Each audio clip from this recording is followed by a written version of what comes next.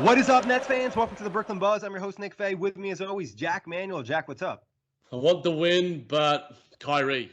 Yeah, Kyrie was up. Obviously, the Nets lost in overtime in their home opener, 127-126 to the Minnesota Timberwolves. Very fun game to be at. I was live at Barclays Center. Jac obviously was able to catch some of it from Australia. But before we get started, as always, quick reminder, you can find us on iTunes, Blog Talk Radio, OTGBasketball.com, Google Play, Dash Radio, and YouTube. Also head to Design Tree /Off the Glass. But Jac, what do you want to dive into first? Yeah, so Nick, I think we'll go through this chronologically. So we'll get to some pre-game stuff because, you were at Barclays for opening night. What was the quote-unquote buzz like pre-game? Like, there was some buzz starting, but it didn't really pick up, I would say, until the second half. And that's when it's really, really popped off and the crowd was going nuts. When Kyrie's scoring numbers really started to pop off, the fans were just electric. Early on, you know how it is in New York City. First quarter of the arena wasn't really full, but Katie got a really big ovation when they announced him because I know a lot of people didn't expect him to be there, and I didn't necessarily expect him to get some type of introduction like that. Yeah, and where were you in relation to, could you see Katie when he was having chats with the assistant coaches on the bench? Because I read some things on Twitter that he was engaged with some of the players, some of the assistants, sort of, being a part of the squad, even though he's not out there physically.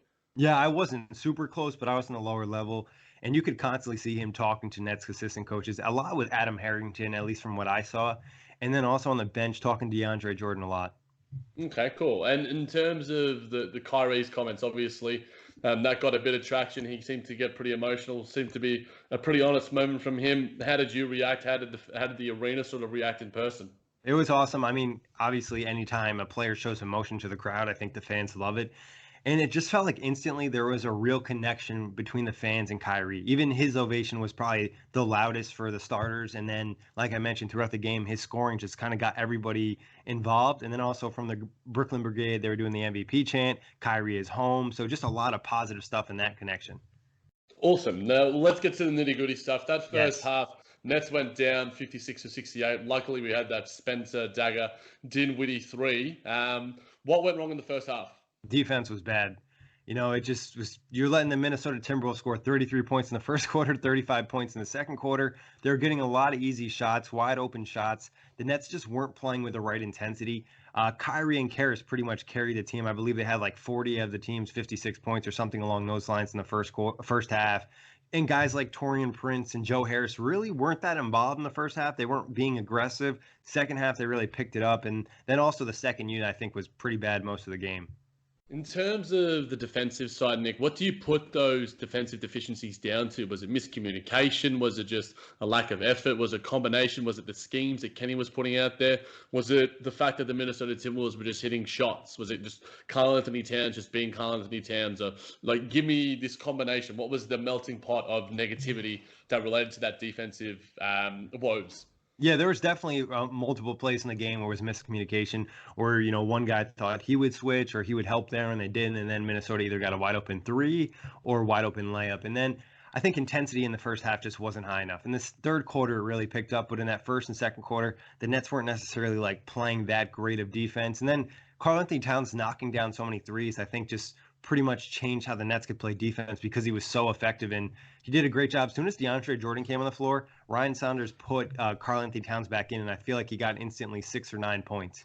In terms of that, Nick, you told me off wax that you thought that maybe Kenny should have thrown some different looks at Karl-Anthony Towns because at the end of the day, he was probably the main key to Minnesota's success tonight. Would you have thrown a guy like Taurean Prince at him? I know we've talked about on the pod before that Prince has had some moments against Anthony Davis in the preseason, and he wasn't too bad. Would you have thrown some different looks at him?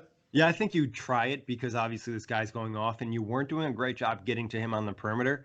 And I feel like the Nets did have some success double teaming him and trapping him. He had 3 turnovers, and there was other plays where he just kind of stumbled and he just didn't know what to do. And they did a great job with active hands, but at other times they were just giving him open shots when it was at the 3-point line. I mean, he shot 11 threes, and I would say out of those 11 threes, 2 were only very, very tightly contested. Yeah, when I was lucky enough to get on break, I just saw him hit him. And I've said before, I said on JVT before that he has the potential to be the best center in the league. And that's saying something when you have Joel Embiid and Nikola Jokic, who are absolute monsters. But in terms of the defensive side, Nick, before we get to some other points, are those deficiencies, are those woes, are they fixable? Yeah, I think there's definitely things that are fixable, and I think some of it is just literally playing harder. You know what I mean? Like the intensity we saw in the third quarter compared to the first half was different. Guys, obviously there was some momentum with that, but guys were just playing into their opponents. You know what I mean? Getting into their chest, making life difficult. The fourth quarter, I thought the defense was still pretty good. The refs called a lot of ticky-tack fouls, and then the Nets were in the penalty. I think within 8 minutes, 4 minutes of the fourth quarter. So they really couldn't play that aggressive. In third quarter, they weren't getting called for as much. Okay, interesting. In terms of the first half, Nick, obviously you mentioned 40, 56 points for Kyrie and Karras. How was their chemistry? I loved it. I thought they had some nice chemistry, sharing the ball plenty. One guy would go, the other guy would go. There was a couple nice give and go plays between them. Some of them missed, some of them hit, but you could see a connection there, and they were looking for each other constantly. Yeah, I remember I was lucky enough to see, I think it was in the second quarter, Kyrie just absolutely thread the needle to Karis LeVert, literally, and he finished over, I think, Wiggins and finished strong.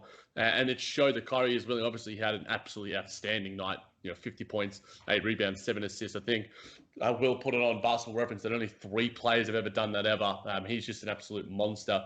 But with Kyrie, were there times, and I know some people, and we had some discussions with some of the Celtics guys and some other fans in the OTG DMs. Did Kyrie hijack the offense at all? Has the style changed, or were guys just not hitting their shots? I don't think so at all. I mean, in the first half, he probably was hijacking maybe a little bit, but also no one was being aggressive and no one was hitting shots, and the Nets needed someone to score because they were about to go down by 20. You know what I mean? So in the second half, he kind of got guys involved a little bit more. I thought his passing was great tonight. There was probably a couple potential assists that were missed out by either missed threes or missed layups, or even on the last play regulation, having the confidence to give it to Jared Allen, and he had the chance to win the game. He just missed the free throws. Yeah, I mean, obviously, free throws matter. When you are so poor from the area, you're at 57.7%, 15 of 26. You hit a couple more bad. of those, the Nets win it. It's simple as that. I think, obviously, we spoke about that at points last season too. We know Jared Allen is normally a good free throw shooter, if not an above average free throw shooter. But, the moment got to him, and at the end of the day, it's going to haunt him. It's going to haunt the team. But you move on to the next game, move on to the Knicks. But in that sort of sense, Nick, we got to the first half. Obviously, things were down. An incredibly hot start to kick off the third. What energy changed? Who was hitting the shots? Who was the sort of impetus there? I think you mentioned this earlier. You hinted at it. Spencer's 3 at the end of the second quarter gave the team some momentum. They came out with that third quarter just with a lot of energy. They started with some type of run. Maybe it was a 6-0 run. Taurean Prince was getting involved. Joe Harris was getting involved. And the team was playing good defense and disrupting the Timberwolves. And then they were also getting to the free throw line plenty too. And that's where Kyrie was getting to the line. He was doing his thing. It was just everything was working. Yeah, and I think in that sort of sense, you just get the synergy, you get the flow, and I think that there is still a lack of chemistry, especially on-court chemistry, that's going to be, that way for a lot of teams in the league, especially when you have 7 new guys going in.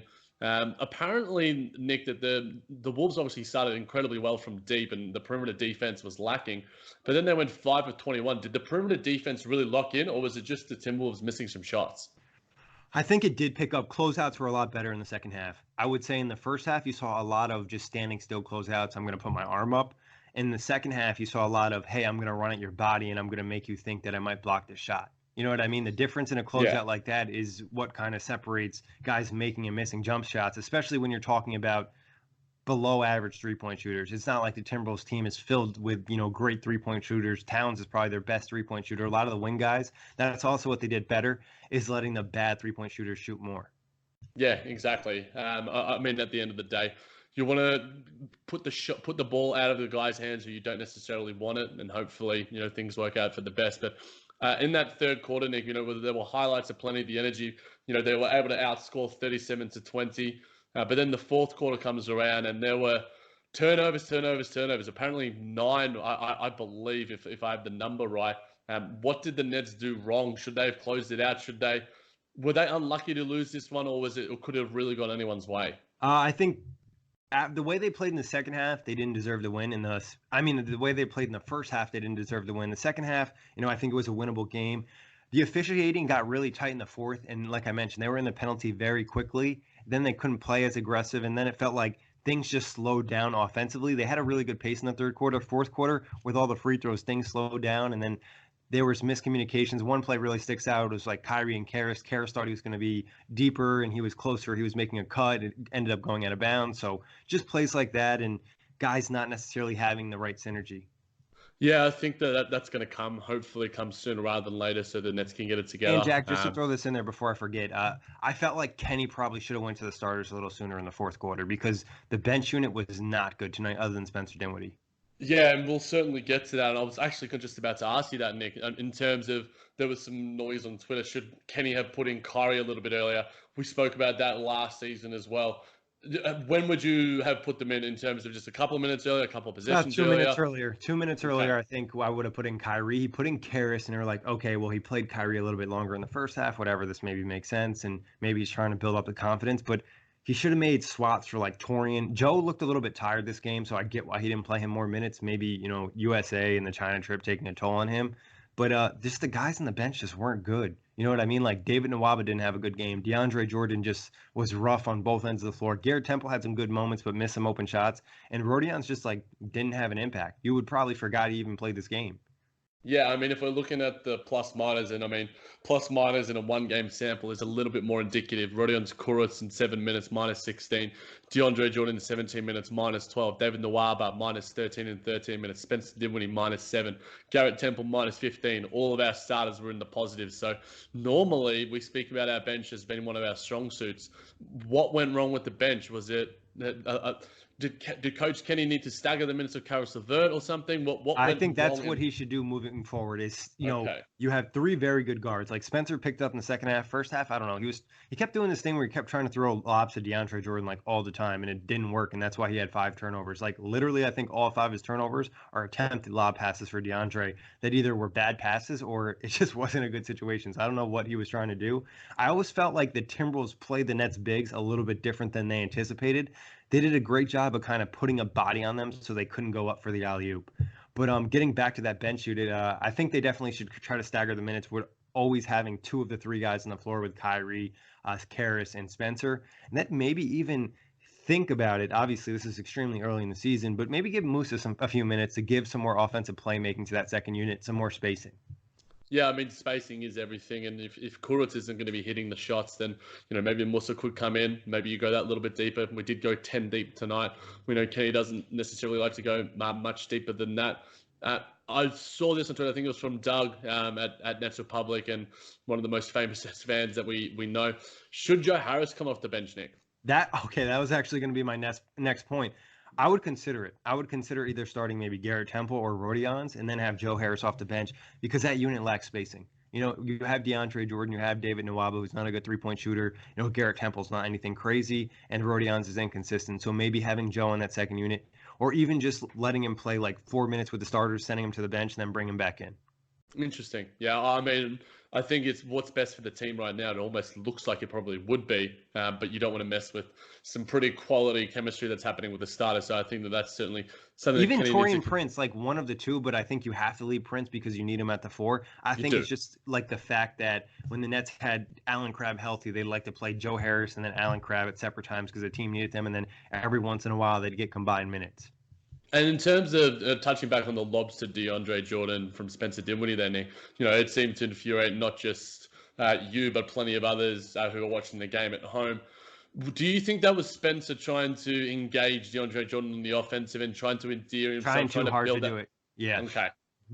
It was frustrating. It was really frustrating because the first 2 times, whatever, it didn't work, and like it's not like the Timberwolves are an old team. Noah Vonleh is an athletic person. Like he's more athletic than DeAndre is at this point. Obviously, he's a smaller player, but there wasn't great positioning on a lot of them. Maybe they could have called a foul on 1 or 2 of them, but I think Spence should just take the shot and be a little bit more aggressive next time and attack the rim. And that was a problem for the Nets in the first half. They adjusted a little bit in the second half, specifically Karis LeVert. There was a few times where he could have probably attacked the rim and he tried to pass to Jared Allen, and even Kyrie at a point where it was like, all right, just start taking the floaters because they're playing so far back.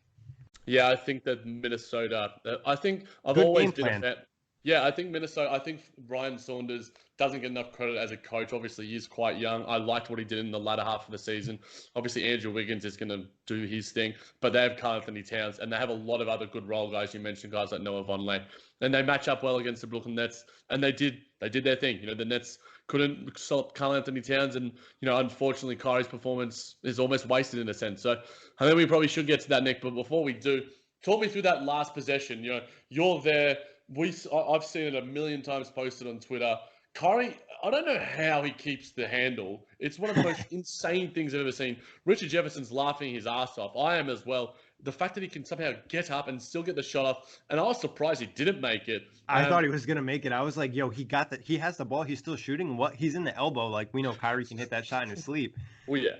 And like he got, I mean, he lost his balance. My fiance was recording for me, like recording the play. So if it was a game winner, we'd have it. So I rewatched it as we were walking out of Barclays, and he just like straight up lost his balance. Like Josh Okogie's playing solid defense, but Kyrie straight up loses his footing and he's like on the ground. I don't even know how he gets up and shoots it because Josh Okogie knees him in the face. Like he bodies him, and it's not a foul because they're both going for the ball, whatever. Yeah. But he somehow gets up. It's almost like if he took a half a second or even one more second to kind of catch his balance, he probably makes that and it's a game winner. So, but the one thing that really stuck out is how upset he was after he missed that shot. He was laying on the floor. All of his teammates kind of consoled him, were hugging him. It honestly just looked like it like stabbed him in the heart that he missed that shot, especially after such a historic performance. I mean, this is one of the best games I've ever seen in my life in person. Like it was just amazing to watch. There was times where he just made shots consistently going to the rim over defenders like it was nothing. Like Karl-Anthony Towns at times wasn't there to him. There was a play in the first half he scored on 3 Timberwolves, and when he was done, he counted them. Oh man, it's gonna be a fun season just watching Kyrie Irving doing his thing. Obviously, just to cut. Sorry to cut you off, Jack, but I have to. This play was amazing. The step back 3 in the fourth quarter when the game was tied was just disgusting. We've got that guy on our roster. It's pretty insane to say. Obviously, you know there's going to be naysayers out there, but you can't fault a 50-point performance. It's otherworldly. It literally is, and I mean I can't wait to see him. You know, in literally less than a week's time when I'm over there, I'm going to be trying to see as many games in person as I can. I've got the chance to see 3, luckily enough. But talk us through Kyrie Irving as a player, Nick, the aura, the energy that he brought in terms of whenever the ball was in his hands in the fourth quarter. You know, you've mentioned the fact that it's one of the best performances you've ever seen in person. You know, when we watched a few games together, when we saw Anthony Davis put up, 30 and 20, it was one of the most insane. He's probably the best player I've ever seen in person. Obviously, I don't have the luxury of living in America. Paul George is probably the second best player I've ever seen. In terms of Kyrie Irving as a player, just rant for me. Give me some more. I mean, there was like nothing not to enjoy about Kyrie Irving. I'll tell you this. My fiance watches some Nets games. When we were driving home, she was like, I think I might actually have to watch every single Nets game this season. It was just that electric. Like everybody was pumped. And you mentioned like the feel in the fourth quarter when Kyrie had the ball. It was just like a different vibe in the arena. There was confidence even on that last shot he was going to make it. Everybody was up, like standing. I mean, he had the crowd jumping on a consistent basis in that fourth quarter with the 3-point shots, the handling. And the one thing that really has impressed me, and this goes to more so to the leadership stuff, is the way he kind of directed out on the court. He had a couple plays, a couple give and goes with guys, or redirected, hey, you go here, you go there, and it led to the net scoring. So there was really like, it was just so fun to watch, and you just appreciate having such a talented player on the Nets and knowing he's on your team. You feel like you're going to win every close game. Oh yeah, he's one of the most clutch performers maybe in basketball history, at least of more recent memory. Obviously, that probably is a little bit hyperbolic when you got guys like LeBron James, Michael Jordan, but he is an absolute killer when it comes to late game performances. And when we had the ball in his hands, like you mentioned, Nick, it's almost a bucket every time you can try and even get him slightly open. So, I know Jared Allen was sent out for the game. He's looking forward to just nailing some screens for him. And I guess we'll get to that sort of point outside of Kyrie Irving. The battle of the centers, we've talked about it quite a bit. Is it Jared Allen's now? Is it solidified Jared Allen is going to be the starter unless barring any unforeseen circumstances? Yeah, let me just touch on one more thing about Kyrie before I forget this stat. Someone tweeted, maybe it was Will, third player in NBA history to have 50 points, 7 assists, and 0 turnovers. I think Damian Lillard and Magic Johnson. I can't remember. Will was the one that tweeted that out. I've got to find it. But Dame was the other guy. I don't remember who the first guy is. I don't think it was Magic Johnson. Or it was someone probably like Oscar Robertson or someone else along those sort of lines. It's a historic night and something in a debut game. In a debut game, it's pretty insane. Nick and I are going to be doing a new segment for JBT where we find some of the best stats of the week, and I might have to steal that one from Will, see if I can get that one on the pod as well. But I guess we'll get back to Jared Allen and DeAndre Jordan, Nick. Obviously, Jared Allen had his moments out there. He's taken names still. 5 blocks. I put out a little bit of a thread following the game. His defensive prowess is unparalleled. Talk to me a little bit about the two centers' performances. Yeah, Jared Allen was substantially better than DeAndre Jordan. Jordan's foot speed is an issue, especially with Karl Anthony Towns out there. And then at times where he does a good job of kind of sticking to perimeter, he's way too far from the rim to protect. Where Jared Allen has that mobility, but Cat is a hard animal for almost any NBA center to defend. But I also felt like Jared Allen was having more of an impact offensively too. Like he was just more active down there and he was more of a threat. He did miss the free throws, and there was a couple times where I felt like he just needs to go up and be aggressive and try to dunk the ball. Okay, interesting, and hopefully we can see that from the throw going Zero, forward. 0 of 4 from the free throw line. Yeah, I mean it's not necessarily something you like to see. I mean, Kyrie Irving got there 10 times and shot 9 of 10. So it's And I'll tell you essentially. this, Kyrie could have been there more times. And I'm not saying like the officiating was super bad or anything, but there was probably at least 3 or 4 plays where he easily could have gotten and one.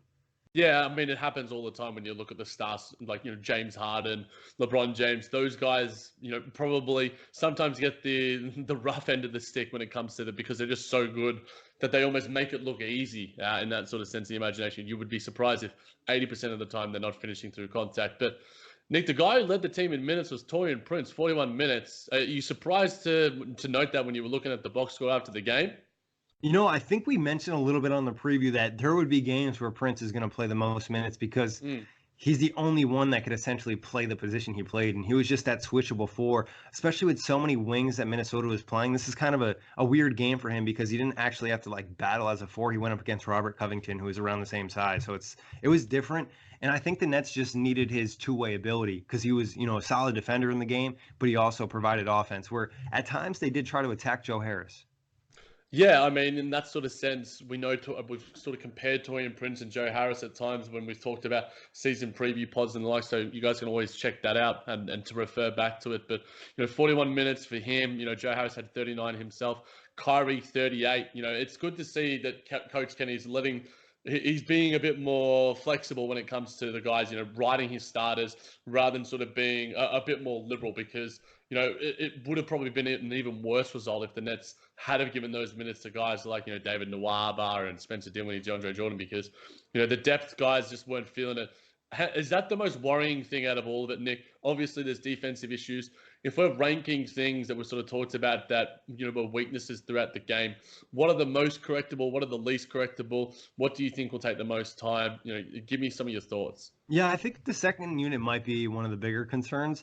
Are they as good as last year? The second unit was huge. You mentioned that earlier. Like there was times where the Nets were down 10, the bench would come in, they'd be tied, or they'd boost the lead up to 10 because they were that good. Tonight we saw them kind of get bodied by a bad Minnesota bench. Like they have some okay players, but the Nets players based off of what we've seen in the past should have performed better. I think a lot of it is chemistry though. Like they were just not running anything offensively or it was just a lot of passing into nothing and then also just missed shots and not being aggressive. We mentioned maybe a rotation change could possibly help. I could see that.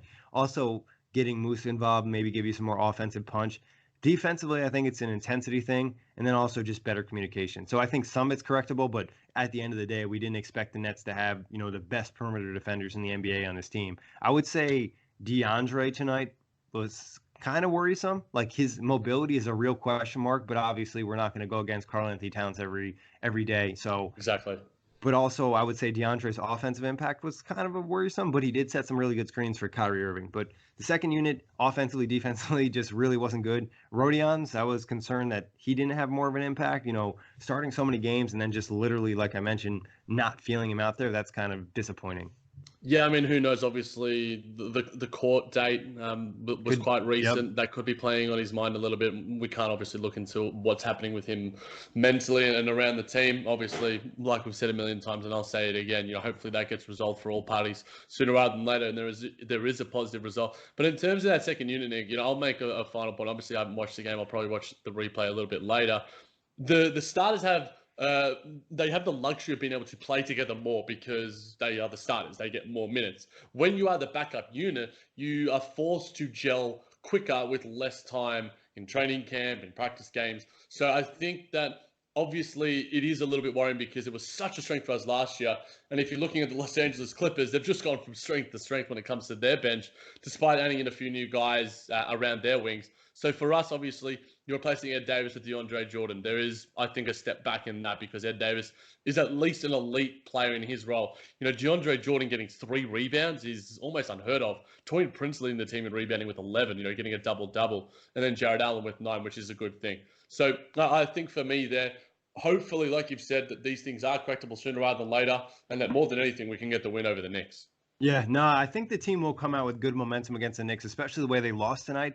And for a loss, there was so many positive signs. Like that third quarter is the type of third quarter that very good teams have. You don't body a team 37-20 because you're bad or you got lucky. It's not like they were shooting an excessive amount of shots. They were just playing better and harder in that third quarter. Yeah, if you're looking at the scoring, we always talk about consistency, in any sport and, I guess in any sort of facet of life. But first quarter, 22 points. And then you got the second and the third where you combine for 71 points. And then that final quarter, only 22 points. So if there's a semblance of consistency, you bring that 22 to 25 and, you limit Minnesota to maybe 30 or so. I think that there are things that are correctable. The physicality and the rebounding thing, it could be a worry against a really large team in the New York Knicks, but the Spurs really set a sort of blueprint there. And I think guys like DeAndre Jordan and some of the bench guys, hopefully we see some better performances from them. But any final thoughts, Nick, other than the fact that the Nets did sign Timothy Luwawu-Cabarrot to that final two-way? Yeah, I did see that on the screen when I walked into the arena. But just a couple notes, I guess. Let me start with, we didn't really mention Caris LeVert. Caris, I think, had a solid game, and I guess he's at this level now where it wasn't a good game by Caris LeVert's standard, but it was a solid game. He had 20 points, 5 rebounds, 4 assists, but the 5 turnovers, he did have 3 steals. He just looked a little bit out of sync at times, and like I said, it almost disrupted him the most the way they played the bigs for the Nets because he wasn't able to kind of do his natural inside passes. They kind of wanted him to shoot a little bit more down there, and he kind of just hesitated a little bit too much. But other than that, shout out to Kenny. A ton of great play calls tonight. Like every time they came out of a timeout or, a commercial break or whatever it was, it seemed like they got an open 3. Yeah, I mean, touching on Caris LeVert a little bit there, Nick, there were a couple of plays where he was able to find Jared Allen down low. Those are the sort of patented chemistry that we've seen from those guys the past few seasons. And it's funny that we're talking about an average game from Caris LeVert and you rattle off his box score. He did finish +9 as well. 3 steals, like you mentioned, 4 assists, 5 rebounds. Obviously only 1 of 4 from the free throw line. So I guess those are the sort of areas that can take you from being, this is now the standard of Caris LeVert. This is what an average game for him is. So we have higher expectations of him. He was still probably our second or third best player tonight in a lot of ways. But, we want more from him. And I know you've got high expectations of him and so does the rest of us. And, Coach Kenny did some good things. He did some bad things. He's finding his way as well. This is a new roster for him. So he has to find his way. And I think it's going to be a give and take sort of thing. We aren't going to see the results. Hopefully, we can maintain, we're our head above water over the first 10 games or so. But I think the chemistry will come.